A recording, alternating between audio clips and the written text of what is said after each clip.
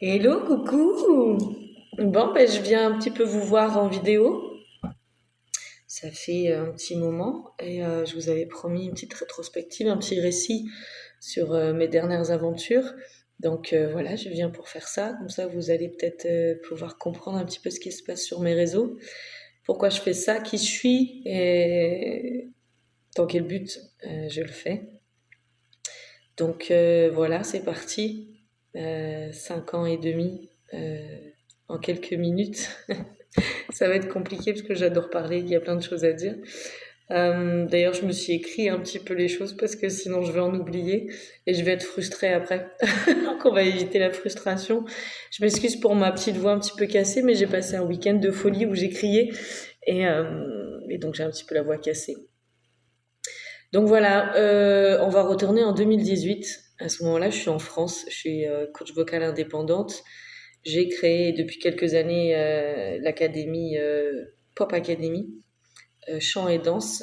Et à la fin de l'année scolaire 2018, eh bien, mon associé me trahit, me plante un couteau dans le dos et je me retrouve une main devant, une main derrière. Je repars avec plus rien. Mais à ce moment-là, je suis en pleine thérapie avec une thérapeute bouddhiste et je reçois le soutien dont j'ai besoin pour recommencer toute seule.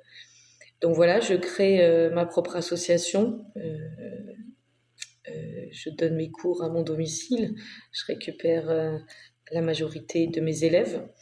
Et dans le même temps, je concrétise, malgré les médisances de mon ancien associé, le concours de chant que j'ai créé de toutes pièces et dont je rêvais avec le jury de professionnels et les récompenses hors normes.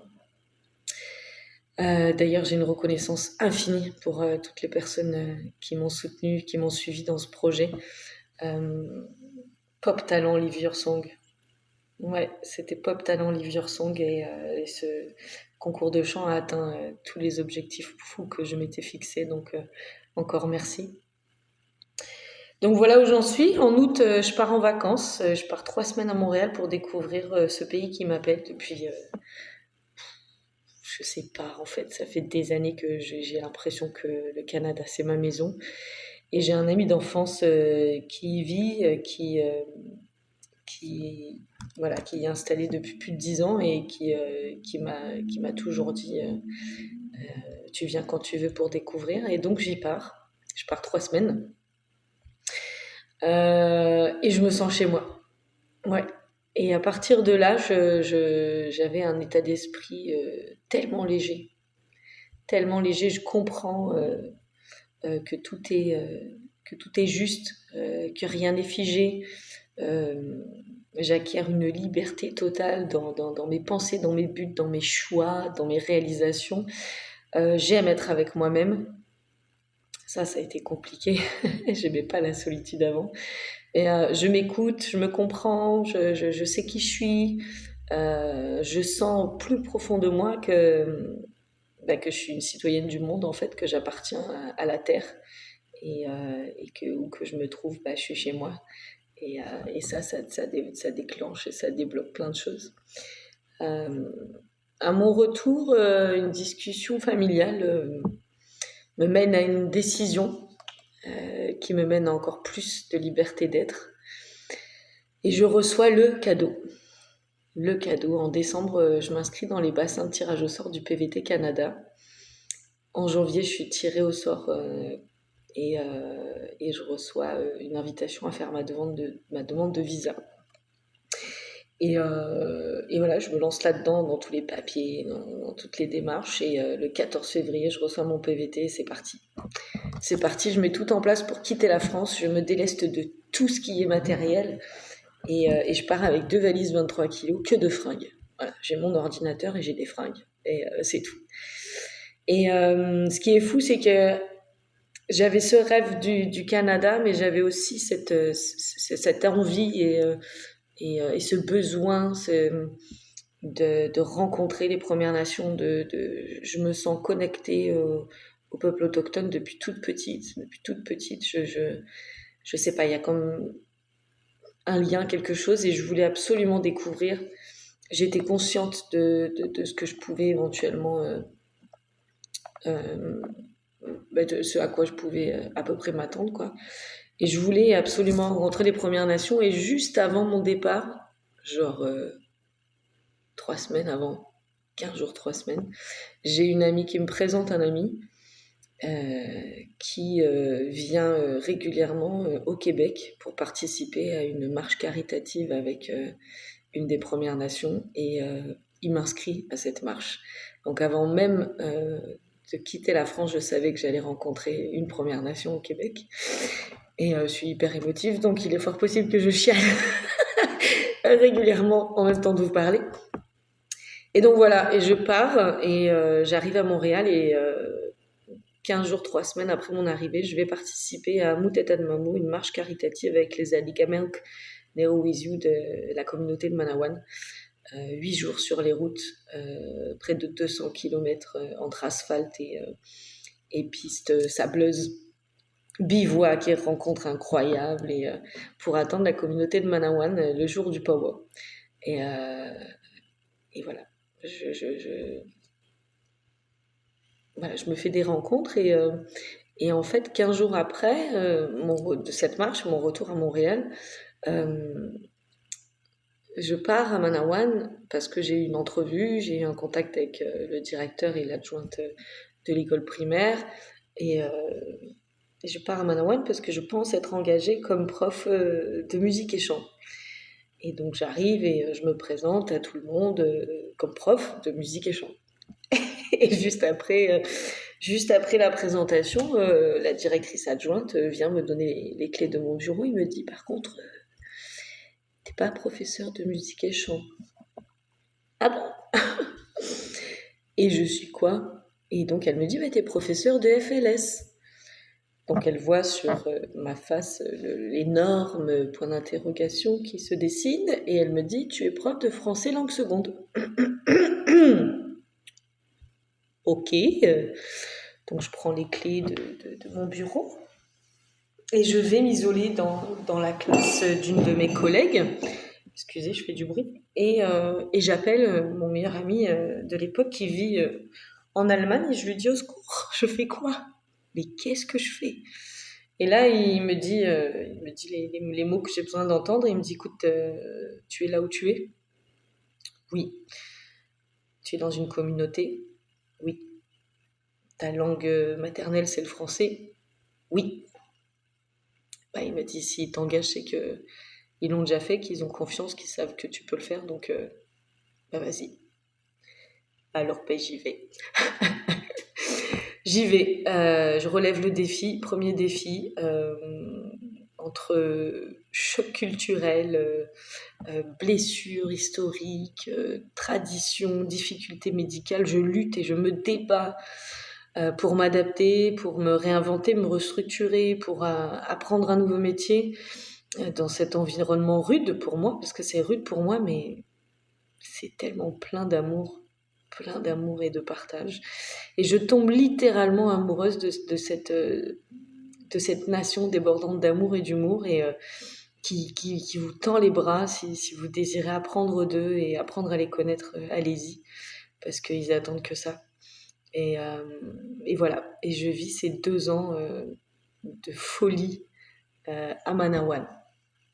En 2021, en avril 2021, mon PVT arrive pratiquement à la fin. Le 8 juillet, je dois quitter le territoire. Et je prends une nouvelle décision qui va encore une fois complètement, mais complètement changer mon quotidien et me faire repousser mes limites. Le service éducatif de Manawan accepte de me faire un visa de travail fermé pour que je puisse attendre ma résidence permanente au Québec. Sauf que depuis que j'y suis, je leur propose de créer cette classe musique et chant. Et là, la nouvelle école primaire est en construction. La construction commence et donc ça va pas être tout de suite. Ils sont pas dans la capacité de m'offrir cette chance, un local, etc. pour renouer avec la musique et faire ce que j'aime et vraiment faire mon métier. Et donc, si je reste, c'est en tant que professeur de français langue seconde ou alors carrément prof principal d'une classe, quoi. Et j'ai la chance à ce moment-là d'avoir un couple d'amis, une de mes plus vieilles amies, en Martinique. Ils sont là-bas depuis 2 ans, ils sont partis une semaine après moi de France. Et je l'appelle et j'ai dit, écoute, vois avec ton mari, est-ce que vous seriez OP pour m'accueillir et m'héberger le temps que je trouve un emploi? Et là, ils acceptent. Et en fait, je l'appelle parce que du jour où Manawan me dit, ok, on te fait ton visa, j'ai la Martinique qui flash dans ma tête et ça me lâche pas. Et donc là, elle me donne l'opportunité de réaliser ça, donc je pars. Voilà, je quitte le Québec et je pars attendre ma résidence permanente sous les tropiques, voilà, en Martinique. Alors ça fait rêver, ouais, ça fait rêver. Mais il faut pas oublier qu'à ce moment-là, le monde entier est complètement déboussolé parce qu'il y a toujours la Covid. Et j'arrive à quitter le Québec et partir pour la Martinique entre deux... comment ça s'appelait cette affaire-là oh, les trucs impérieux, là. Voilà, entre deux trucs comme ça. Et le Canada a enfin réouvert les lignes aériennes entre la Martinique et le Canada. Sauf que quand je cherche mon billet d'avion, il n'y a pas de billet direct, il n'y a que des escales. Et les escales, c'est une folie. Si tu passes du Canada, tu retournes au Portugal, aux États-Unis, enfin, c'est n'importe quoi. Donc je prends 2 billets différents, Montréal-Paris, Paris-Fort-de-France. Donc je fais 17 heures d'avion. Je quitte le climat canadien pour le climat tropical. Quand j'arrive, je suis en pleine saison cyclonique, il fait une chaleur étouffante d'un autre monde, c'est humide, mais comme jamais. J'ai des jambes comasses. Toi, le bonhomme Michelin, c'était mes jambes. Pendant 3 semaines, enfin, chaud quoi. Mais je suis en Martinique. Donc c'est impeccable. Premier mois de juillet, je profite de mes vacances, hein, j'étais enseignante, donc je m'octroie un mois de vacances. Et au mois d'août, premier jour où je vais déposer des CV, je trouve un boulot. Donc je trouve un boulot en tant que manutentionnaire à Maison du Monde, au Lamentin. Et c'est parfait parce que je travaille le matin, du lundi au vendredi. Et le plus tard que je finis, c'est 14h45. Donc j'ai le temps de chanter, de donner des cours. Voilà, j'ai le temps. Un autre cadeau, c'est que je pars aussi pour renouer avec la musique. Et grâce au contact, au réseau amical et professionnel de mes amis, et ben en fait, je rencontre un musicien qui deviendra plus tard mon binôme. Et donc, je rentre dans son groupe. Il me fait rencontrer le responsable et président de la section musique. Ah oui, parce qu'il est en fait, faut que je vous dise ça, parce que la section musique, c'est un peu... En fait, donc le mari de mon ami qui m'héberge, il est dans la marine. Et donc, je rencontre des militaires. Et donc, mon guitariste est dans la marine. Et il fait partie de l'association sportive militaire de Martinique sur la base militaire. Et donc, je vais rencontrer le groupe et faire une audition avec eux sur la base militaire. Il me fait rencontrer donc le responsable de la section musique de l'association militaire de Martinique. Et je deviens coach vocal du CSMM. Et donc voilà, heureusement que j'ai ça parce qu'en fait, les 2 premiers jours à Maison du Monde, ça se passe bien, puis le 3e jour, confinement. C'est cadeau. Donc là, l'ancien directeur de Maison du Monde, qui a changé bien heureusement, me dit merci, mais on peut pas te garder parce que ton embauche était déjà hors budget, donc voilà, donc plus de travail, confinement, tu viens d'arriver, c'est génial. Heureusement, donc j'ai Nico, le groupe, et donc je commence à recréer mon auto-entreprise parce que je deviens coach vocal de la section musique. Donc voilà. Sauf que confinement, donc ça a été très compliqué parce que j'ai ce boulot, mais ce boulot est pour l'instant fictif puisqu'il m'est pratiquement impossible de recevoir la convention signée comme quoi je travaille pour l'association militaire. Je visite des colloques, mais je peux pas les avoir puisque j'ai aucun papier officiel pour prouver que j'ai une rentrée d'argent. J'ai pas de voiture, je tombe que sur des arnaques. Les arnaques, ça en Martinique, c'est l'enfer sur terre. Et donc, au bout d'un moment, mes amis, pour des raisons qui leur appartient, et il faut enfin, quand même, je veux dire, 5 mois avec une pièce rapportée à la maison dans son quotidien de famille, c'est pas forcément facile. Mais voilà, pour des raisons qui leur appartiennent, ne peuvent plus m'héberger. T'as plus de voiture. Enfin, t'as pas de voiture, t'en avais pas, tu viens d'arriver. T'as pas de voiture, t'as pas de logement, t'as un boulot, mais c'est pas officiel puisque t'as pas le fucking papier. Donc tu peux pas louer quoi que ce soit. Et t'as une semaine avant de te retrouver à la rue, sur une île que tu connais pas, ou tu connais personne. Donc bon, de fil en aiguille, en discutant avec une élève, parce que voilà, il y a toujours de la lumière dans l'obscurité. Cette élève, femme de militaire, qui vit sur la base militaire, me propose de me loger, parce qu'elle a une chambre au rez-de-chaussée, indépendante, avec une salle de bain, et elle me dit, écoute, t'as jusqu'au mois de décembre, parce qu'après on a la famille qui vient, mais viens à la maison, il n'y a pas de souci. Donc super, je vis sur la base militaire, donc j'ai pas besoin de louer une voiture pour aller au travail ni aux répétitions, je suis sur place. Et je rencontre lors du forum de l'assaut le responsable de la section voile, et il accepte de me soutenir et de m'aider dans ma recherche de bateau. Et de discussion en discussion, on découvre que lui et moi, on a des familles qui se connaissent depuis très longtemps, puisque ma mère, elle est carrément jouée chez sa belle-sœur quand elle était enfant. Son frère a failli jouer de la musique avec mon grand-père, il a repris la lyre provençale du village après lui. Je rencontre son frère qui me parle de mon grand-père, qui me dit qu'il voulait absolument jouer avec lui, qu'il revienne, qu'il entendait jouer quand il marchait dans le village, que mon grand-père était, excusez-moi, un saxophoniste extraordinaire. Et, et cette discussion emmène une autre discussion avec ma mère. Je découvre qu'en fait, mon grand-père et moi, on est au même stade par rapport à la musique. Donc c'est fou parce que tout ce cheminement, en fait, me met en face de moi cet héritage intergénérationnel et ce lien que je savais, que je connaissais, mais ce lien d'âme, là, il devient hyper concret. Et c'est fou. C'est complètement fou de vivre ça.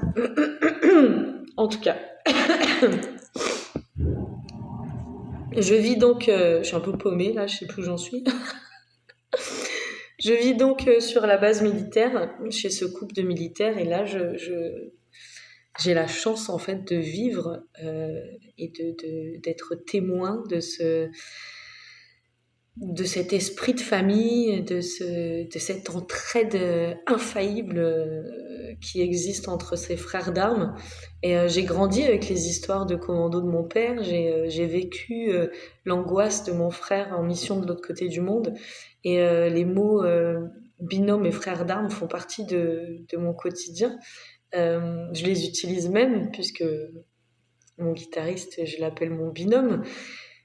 Mais là, je touche du doigt cette sensation, en fait, de faire partie d'une famille et d'une unité, en fait. Et c'est franchement incroyable. Bon, même si j'ai aussi découvert des côtés qui sont absolument pas en accord avec moi, mais bon, ça, c'est pas le sujet du jour. En tout cas, En tout cas, je vis vraiment un mois extraordinaire. Et voilà, j'avais un laps de temps très restreint pour trouver mon véhicule et mon logement. Mais j'ai trouvé mon véhicule, j'ai acheté mon Kangoo que j'ai surnommé Fourre-tout aux enchères avec le militaire chez qui je travaillais. Et, euh, et voilà, en discutant avec mon cousin, j'avais ce rêve de voilier, parce que je suis partie du logement au voilier, vous avez peut-être pas du tout compris. En fait, quand j'ai quitté le Québec, j'avais aménagé un van ici, avec un ami québécois, et quand je lui dis que je pars sous les tropiques, il me dit, oh, ben, achète-toi un catamaran. Mais bien sûr, non, je suis pas Crésus, enfin, j'ai pas les sous. Et là, il me dit, mais si, regarde et tout. Il est très internet, mon Dan. Et il me dit, regarde, il y en a des pas chers. Ou alors, prends-toi un monocoque, un voilier. Et j'ai dit, bah là, on verra là. Et en fait, il a réveillé un rêve d'enfant. Faut savoir que dans mon adolescence, j'ai rêvé, mais je sais pas si c'était pas toutes les nuits. En tout cas, il y a une période où c'était toutes les nuits, où je rêvais que je vivais sur un voilier que je retapais moi-même. Et Morticus, j'ai eu beau visiter euh, des colocs qui sont, tu vois, passées toutes sous mon nez parce que j'avais pas cette convention. Et d'ailleurs, j'ai failli, juste avant que mon élève me dise viens vivre chez nous, j'étais à deux doigts de rentrer en France, de laisser tomber. J'en pouvais plus. Je me suis dit non, mais c'est pas possible, il n'y a rien qui fonctionne quoi. C'est un signe, je me casse. Et parce qu'elle m'a dit viens chez nous, j'ai repris espoir. Mais tu vois, le fait que toutes ces colocs me soient passées sous le nez, c'est la vie, elle est bien faite. Hein. Il faut écouter les signes, il faut les voir. Je suis suffoquée, quoi. Et je me voyais pas à 36 ans révolus, vivre en coloc avec des étudiants qui pourraient pratiquement être mes enfants, ou des infirmiers et médecins qui ont l'habitude de ce style de vie. Moi, ça faisait des années, ça faisait, je sais plus, 10 ans que je vivais seule, quelque chose comme ça. Je suis suffoquée quoi. Dès que je rentrais dans un truc avec quatre murs, j'en pouvais plus. Et donc Morticus, je me dis bon bah écoute, pas de coloc. J'ai enfin ma convention. Je suis logée à côté de mon boulot. Je vais y arriver. Je vais me trouver une voiture et je vais m'acheter mon voilier. Bon, j'ai rencontré mon cousin. C'est mon cousin par la vie. On s'appelle cousin. Il va m'aider. Je vais m'acheter mon voilier. Donc voilà, j'ai donc un laps de temps très court, puisqu'en décembre, la chambre doit être libre pour la famille, c'est normal, ils ont la famille qui viennent passer les fêtes en Martinique. Mais bon, j'y crois à nouveau. Et fin novembre, voiture et voilier trouvés. Mon aventure martiniquaise pouvait enfin commencer. Donc j'ai vécu 1 an et demi au mouillage sur Nala, mon Beneteau First 26, acheté cash grâce à la vente de mon van au Québec, que j'avais lui aussi acheté cash grâce au retour d'impôts québécois. Ça, c'est une aubaine. Euh, du fait de faire partie donc, de la section musique du CSMM, ben voilà, j'avais accès au club de voile, donc j'ai intégré le club de voile. C'est mon cousin qui m'a tout appris, qui m'a fait découvrir la voile, etc. On a vraiment tissé des liens forts avec lui et sa femme. Mais voilà, j'ai vécu cette rencontre dingue avec son frère par rapport à mon grand-père. Et pour en revenir à Nala, c'était peut-être pas le meilleur bateau qui soit. Je pense que cousin vous confirmerez ça. Mais voilà, j'étais pressée, fallait que je trouve ma maison. Et puis il s'appelait Nala, quoi. Et moi j'y ai vu un signe, c'était clair. Donc s'il était fait pour moi ce bateau, vous allez me dire c'est quoi le rapport, Nala, bateau, je comprends pas. Et ben en fait, quand j'avais 11 ans, la toute première fois que j'ai chanté, grâce à mon ami d'enfance, on a participé à un concours de chant et on a chanté L'amour brille sous les étoiles du film Disney, Le Roi Lion. Donc voilà, vous comprendrez que j'ai trouvé un signe dans le fait que ce bateau s'appelait Nala. Donc voilà, entre découverte totale de la voile, parce que j'avais jamais mis le pied sur un voilier avant d'en acheter un, J'ai fait du bateau comme ça à moteur avec mon père quand j'étais enfant, mais c'est tout. Donc voilà, rencontres, péripéties plus effrayantes les unes que les autres. Bout coincé dans le moteur, au moment d'ancrer, encre qui décroche. Et heureusement, au moment où je suis sur le bateau, mais là je le vois se rapprocher dangereusement du trimaran à marée derrière. J'ai été sauvée par le moniteur d'un pote voileux. J'ai dû quitter mon bateau qui était en train de partir pour aller chercher le mec sur le ponton en paddle. Je suis arrivée, j'étais morte. Il m'a dit donne-moi la rame. Il m'a ramené sur le bateau, il m'a réancré à la voile. Enfin, le moteur qui marchait pas en fait. J'avais allumé le moteur, mais il avançait pas, il reculait pas, tu vois. C'était l'enfer.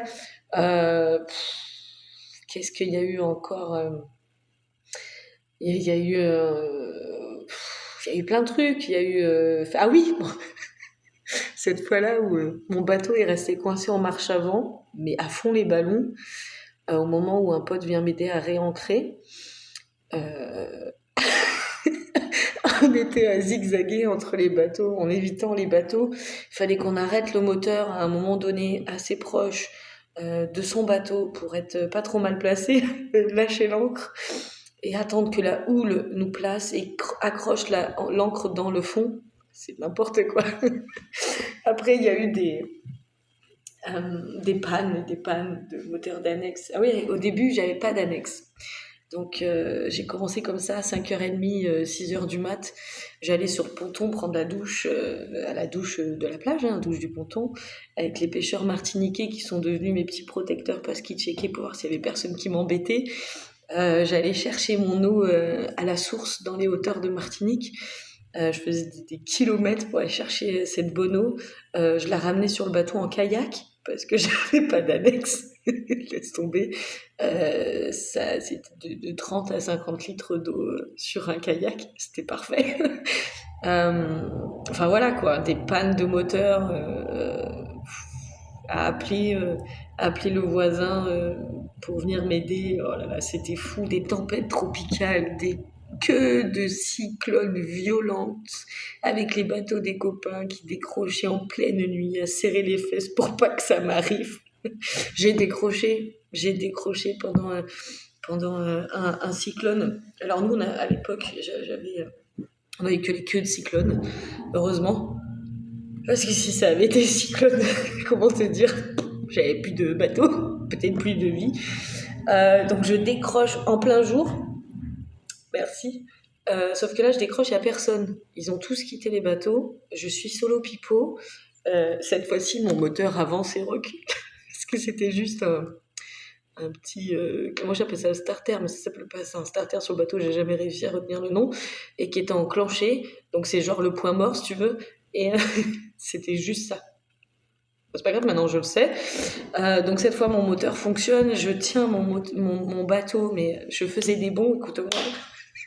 Je faisais plus d'un mètre de bond dans mon cockpit à essayer de tenir le bateau. J'avançais, j'ai arrêté d'avancer au moment où j'étais pas loin du bateau juste devant. Je lâchais, je réaccélérais quand je me rapprochais du bateau derrière. J'ai fait ça, ça m'a paru une éternité. Là, je vois la famille y arriver, les voisins. Et là, je crie, on en a reparlé avec Nathalie après, elle m'a dit hey, tu faisais des bonds. C'était ouf. J'avais le bateau qui faisait ça et moi qui faisais ça. C'était n'importe quoi. Donc j'ai vécu ça. C'était fou. Non, j'ai vécu vraiment des trucs de malade. Un carénage. Je ne vais pas développer cette partie-là. Non, je ne vais pas faire ça.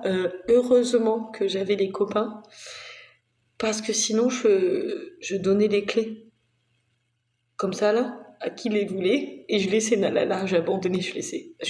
Non, 7 jours d'enfer. 7 jours d'enfer. Il faut le vivre pour le comprendre.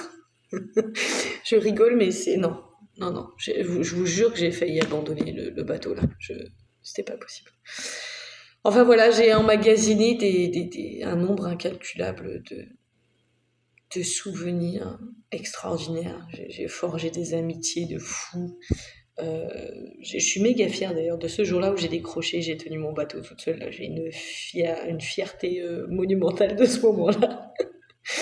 Entre ces mésaventures et ce soutien infaillible entre voileux, les apéros sur la plage, sur nos bateaux, mes anniversaires sur le plat, sur le sable, ça valait le coup. Ça valait vraiment le coup.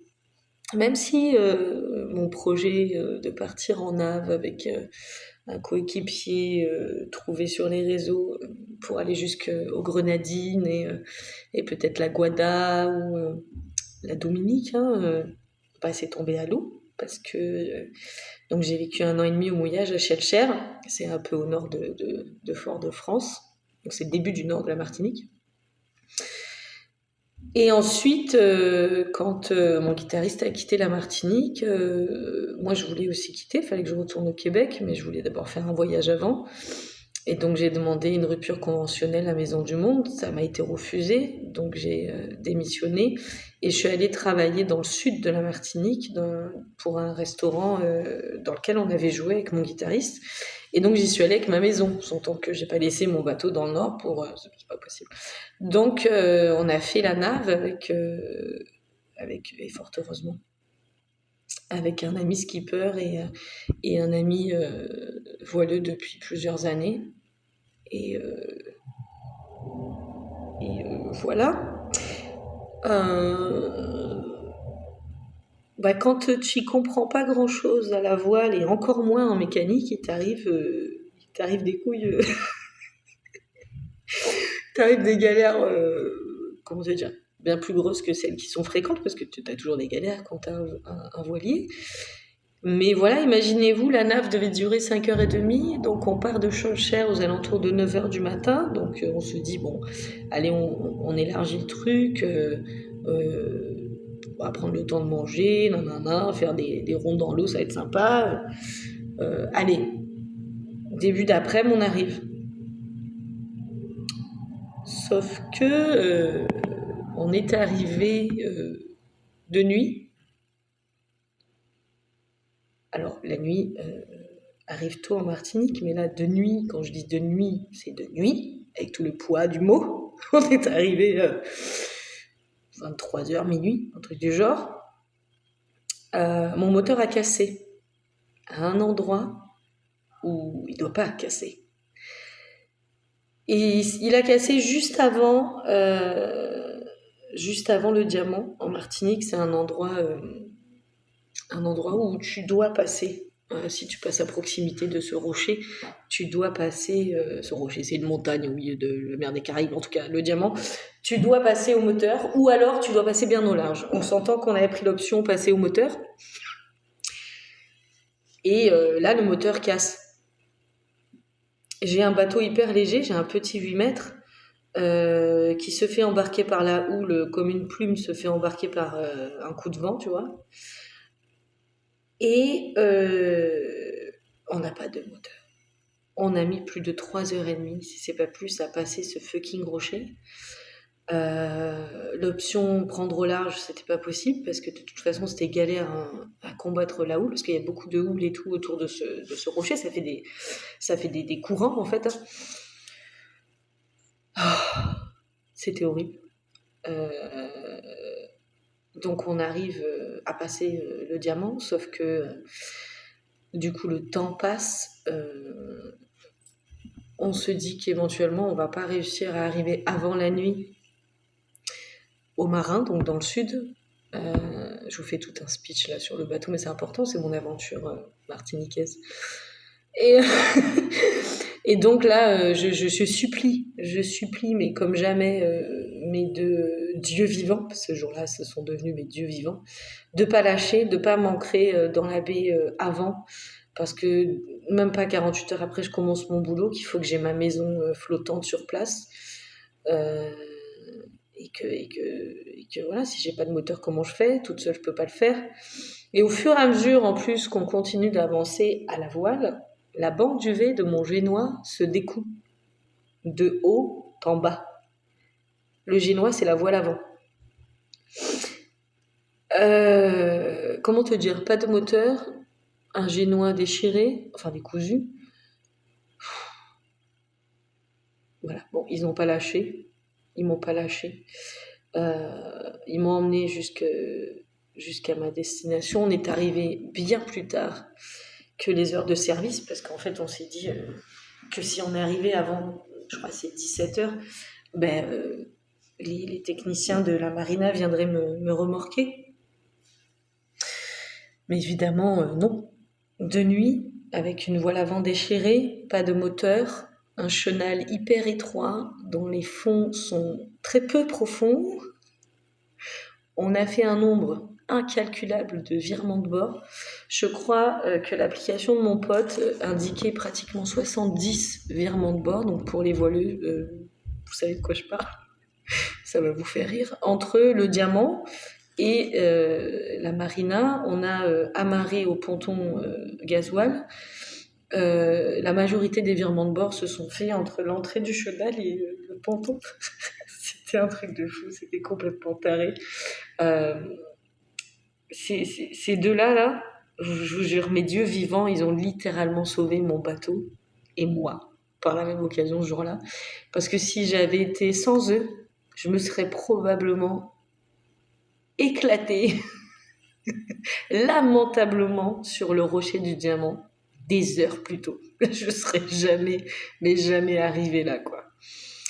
Donc voilà, juillet 2023, j'arrive dans le sud de la Martinique avec un bateau qui n'est plus du tout navigable. Je tombe sur un mécano qui me fait perdre 6 mois sur la réparation pour qu'au final, grâce à un technicien sur Cata Charter, je découvre qu'en fait, c'est pas réparable, Macula s'est fêlée. Donc, je décide de vendre Nala dans l'état le plus vite possible, parce que là, je suis arrivée à un point où faut que je me déleste, en fait, de ce poids. Plus de 6 mois s'écoulent entre mon arrivée et la vente du bateau, que j'apprécie même plus, en fait. Je peux plus voir Nala en peinture. Par chance, je me lie d'une forte amitié avec un collègue de boulot, un cuistot, qui me dit allez, c'est bon, arrête. Parce que moi, le but de ces 6 mois, c'était préparer mon bateau pour partir dans les Grenadines. Il me dit stop, tu vides ton bateau, tu le vends et tu viens à la maison. Donc je squatte son petit studio, on dort dans le même lit tous les deux pendant 6 mois. On est potes, hein, attention. Et j'arrive à vendre Nala assez vite, en fait. Ça prend des mois pour vendre un bateau. Et en fait, j'ai réussi à vendre mon bateau en 2-3 mois. Avec un moteur cassé. Faut quand même le redire. Et voilà. Bon, je prends quand même ces 6 mois je continue à profiter de l'île, hein, je continue à vivre, à déconner, à rencontrer des gens, à m'éclater. Mais bon, voilà, j'ai pas le départ que j'avais envisagé. Je ne navigue pas avec Nala, à part les quelques sorties que je fais avec mon cousin et une sortie avec Nico et les copains, dont je suis très fière aussi d'ailleurs. Hein, on a fait du 7-2 et tout. C'est gavé. J'ai super bien réglé mes voiles. Enfin voilà, je suis super fière de ça. Mais mon départ de Martinique ne ressemblait absolument pas à ce que j'avais envisagé. Et en fait, c'est correct. C'est correct, c'est comme ça que je devais le vivre. Je devais pas partir en nave. Imagine ce qui m'est arrivé là avec mes deux compères. Ça m'arrive en plein large, dans les Grenadines, toute seule ou avec un coéquipier qui est comme moi, qui a plus d'heures de voile, mais qui est pas skipper, tu vois, averti comme le sont mes deux copains, mes deux amis. Mais laisse tomber. Je veux dire, vous appelez le Crossag d'ailleurs que je salue, de la Martinique, puisque ça aussi c'est un truc de malade. Mon guitariste travaillait au Crossag. Ses collègues savaient qui j'étais puisqu'ils venaient nous voir en concert et donc j'étais devenue la référente du Crossag au mouillage. On avait un groupe WhatsApp, les copains et tout, et donc quand il y avait un bateau, ils avaient un appel pour un bateau à Schellcher, bah ils m'appelaient. Ça c'était drôle aussi. En tout cas, si ça m'était arrivé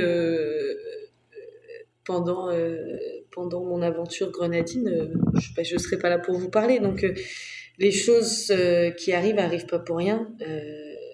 Donc voilà, je vous parlerai de tout ça dans d'autres vidéos. Mais après tout ça, en mars 2024, donc la vente est finalisée, je pars, je prends un vol vers Marseille pour 3 semaines en France, en famille, parce que ça fait 5 ans que j'ai pas mis les pieds en France, que j'ai pas vu mon père, mes frères, mes amis. Ma mère était venue l'année d'avant, l'année précédente en Martinique. Euh, mais voilà, je pars. Et en fait, je sais que je vais être confrontée à certaines blessures, mais c'est correct. C'est le moment. Voilà, on y reviendra dans d'autres vidéos là-dessus aussi. Mais voilà, je quitte la Martinique, je passe 3 semaines en France et avant de revenir au Québec, euh, je veux faire un road trip en backpack. Des connaissances, des amis font que en fait, je choisis le Brésil et l'Amazonie, évidemment. Encore un rêve à réaliser, aller rencontrer les peuples indigènes d'Amazonie et m'enfoncer dans la jungle amazonienne, c'était vraiment mon rêve.